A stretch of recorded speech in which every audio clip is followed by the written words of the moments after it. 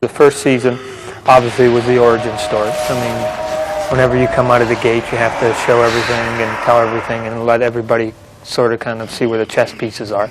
So you have to deal with that.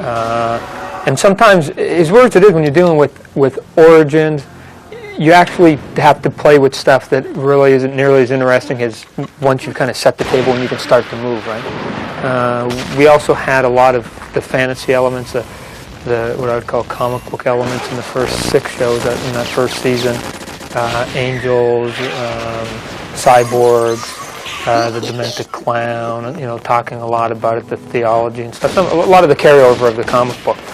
The second season, I think, went closer to making a bit of a bridge in terms of starting to push towards the characters themselves, the human characters that are, you know, within the confines of the story that are close to Spawn himself.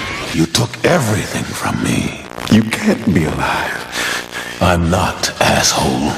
Evil comes into their lives, and how they deal with that evil is the whole point of the show. I came back for Wanda, but she sees me as a monster.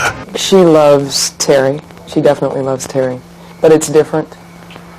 It's distinct, though, between the two. Al is one of those loves that you kind of dream about and you never think will actually come along. But there's always a catch. Terry is a good man, a good father, but it's just different. There's something missing.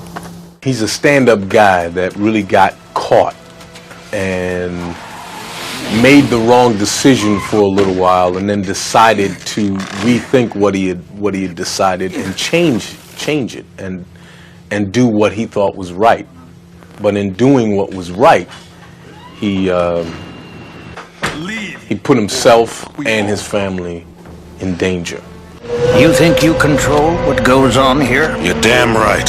It's time you had the cold, hard truth. Cagliostro hasn't changed very much, and we don't really know all that much about him as yet.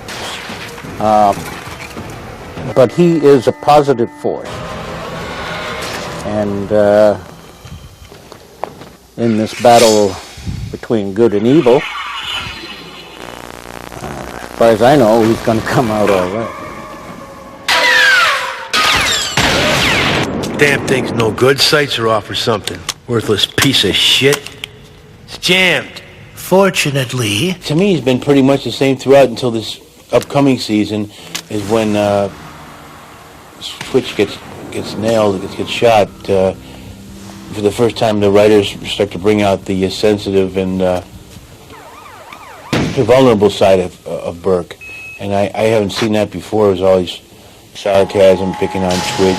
But, you know, that happens in a lot of work situations, I think, with guys that are partners like cops. You know, it's lovable put downs and all that. But yeah, it was nice because we got to do some real acting during those scenes when he was shot. How did this happen to me? You cut a deal for your soul. Time to pay the piper. This was a conscious dying choice of Al Simmons to come back. So he makes a pact with the devil to come back. I think that in that moment of desperation that one does not fully comprehend all the implications therein. So that it's a sort of biting off more than one can chew.